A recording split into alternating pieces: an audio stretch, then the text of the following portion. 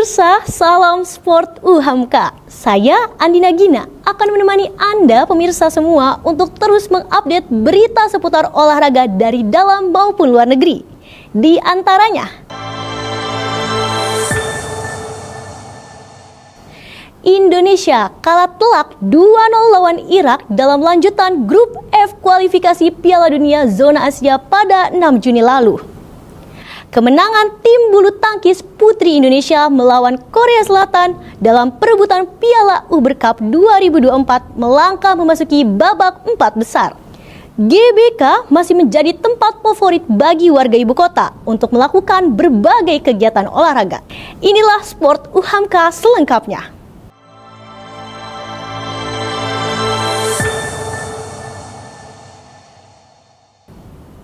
Perjuangan skuad Garuda yang diharapkan bisa mendulang poin harus berujung kekecewaan nih. Setelah anak asuhan Sinteyong gagal takluk melawan Irak 2-0 pada 6 Juni lalu.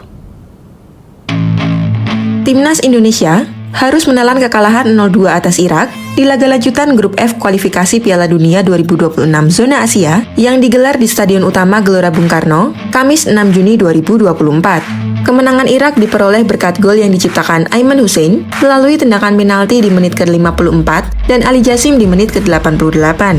Dalam laga tersebut, Indonesia hanya tampil dengan 10 pemain lantaran Kapten Jordi Amat mendapat kartu merah di menit ke-59. Dengan demikian, langkah Indonesia menuju babak ketiga kualifikasi Piala Dunia 2026 Zona Asia masih harus tertunda. Lantas, bagaimana peluang Indonesia agar bisa lolos ke babak ketiga kualifikasi Piala Dunia 2026 Zona Asia? Di babak penyisihan grup F, Indonesia tergabung bersama dengan Irak, Vietnam, dan Filipina. Saat ini, Indonesia masih berada di peringkat kedua grup F dengan perolehan 7 poin, di bawah Irak yang mengamankan tiket ke babak ketiga dengan 15 poin. Sementara itu, Vietnam berhasil mengalahkan Filipina di laga lanjutan grup F yang digelar di hari yang sama saat Indonesia melawan Irak. Hasil pertandingan menunjukkan Vietnam berhasil menang atas Filipina dengan skor 3-2 dan Vietnam naik ke peringkat 3 dengan perolehan 6 poin. Dilansir dari Bola Sport, berikut beberapa skenario Indonesia bisa lolos ke babak ketiga kualifikasi Piala Dunia 2026 Zona Asia. Di babak penyisihan grup F, Indonesia masih menyisakan satu pertandingan krusial menghadapi Filipina pada 11 Juni 2024 mendatang. Dalam pertandingan tersebut, Indonesia wajib menang atas Filipina bila ingin melangkah ke babak 3. Dengan mengalahkan Filipina, perolehan poin Indonesia menjadi 10 dan tidak akan terkejar. Jika imbang melawan Filipina, Indonesia akan mengumpulkan 8 poin. Namun, Indonesia masih membutuhkan hasil dari pertandingan Irak versus Vietnam untuk memastikan lolos. Irak setidaknya harus imbang atau menang atas Vietnam di laga terakhir. Skenario terakhir adalah mengharapkan hasil dari pertandingan Irak versus Vietnam. Irak harus menang atas Vietnam dengan skor berapapun, dengan begitu Indonesia akan keluar sebagai runner-up grup F.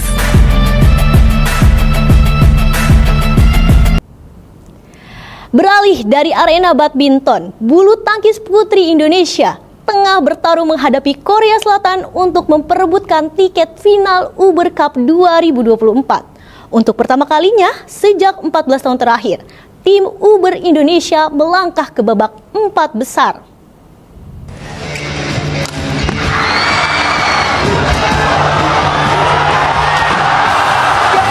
Kemenangan tunggal putri kedua Indonesia Ester Nurumitri Wardoyo atas tunggal putri Thailand di partai ketiga dalam pertarungan rubber game sekaligus memastikan tim bulu tangkis putri Indonesia melangkah ke babak semifinal Uber Cup 2024. Berlangsung di High Tech Zone Sports Center Gymnasium Chengdu, Indonesia mengalahkan Thailand 3-0 di babak perempat final setelah tunggal putri pertama Gregoria Mariska Tunjung dan ganda putri Apriani Rahayu Siti Fadia Silva Ramadanti berhasil mengalahkan lawan-lawannya di partai pertama dan kedua. Saat ini tim Uber Indonesia masih bertarung melawan tim Korea Selatan untuk memperebutkan tiket ke final. Kemenangan juga diraih tim bulu tangkis putra Indonesia setelah menumbangkan tim Korea Selatan dalam perempat final Thomas Cup 2024. Indonesia menang 3-1 atas Korea Selatan. Satu-satunya partai yang lepas setelah ganda putra Muhammad Sohibul Fikri Bagas Maulana dikalahkan ganda putra Korea Selatan di partai kedua 2 game langsung. Di babak semifinal, tim Thomas Indonesia akan berhadapan tim China Taipei.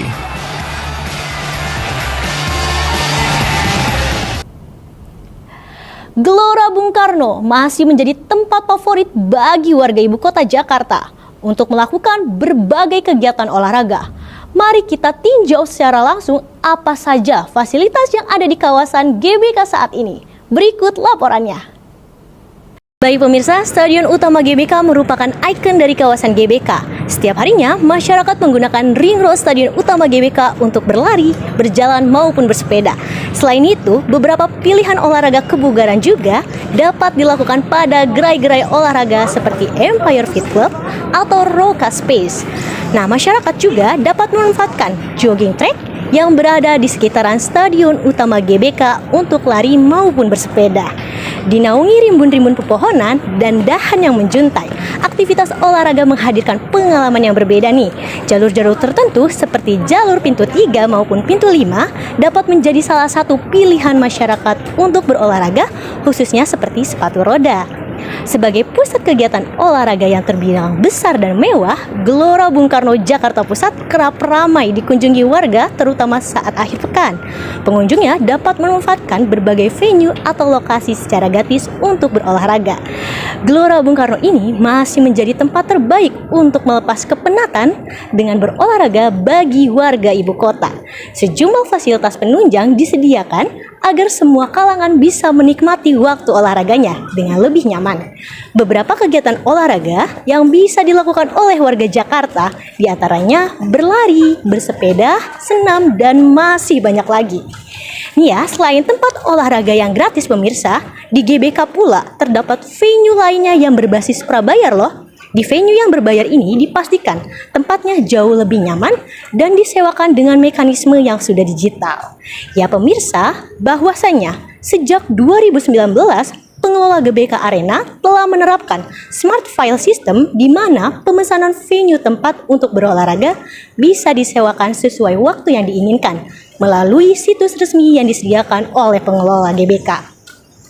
Setelah melakukan pembayaran via online, pengunjung akan mendapatkan kode akses yang diterima ketika tiba di lokasi, sehingga akses dalam venue tersebut dapat dinikmati secara otomatis. Pemesanan lokasi atau venue olahraga tersebut bisa dilakukan secara online. Kini bisa dinikmati oleh sebagian masyarakat, karena pada akhir pekan, aula-aula yang ada di GBK ini sudah disewakan hingga 100 pengunjung loh per harinya. Wajar jika kawasan GBK ini masih menjadi tempat rekomendasi berolahraga yang murah dan nyaman. Dan pastinya alasan kemudahan dijangkau oleh lapisan masyarakat sebab dalam moda transportasinya mudah dijangkau dan terbuka untuk umum. Daya tarik inilah menjadi magnet bagi masyarakat ibu kota untuk menggelar berbagai kegiatan baik yang bersifat olahraga, sosial, politik, budaya, dan rekreasi. Dari Gelora Bung Karno, Andina Gina melaporkan.